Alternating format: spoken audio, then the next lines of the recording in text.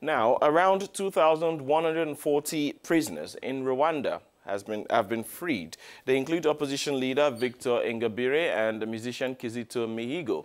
They were released on jail on Saturday, and their Saturday's release follows a cabinet meeting on Friday when a presidential mercy order was approved.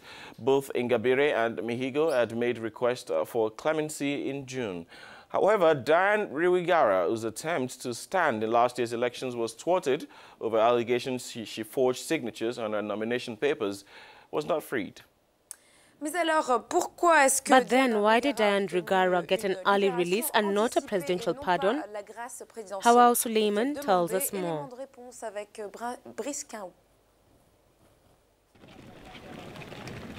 Rwandan opposition leader Victoire Ingabire has been released from jail on Saturday after President Paul Kagame approved an early release of 2,140 convicts in a cabinet meeting.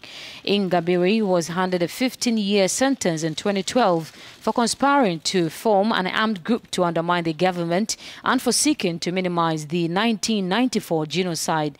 She was barred from running for the presidential office in January 2010. After being accused of genocide denial soon after her return from exile in the Netherlands. I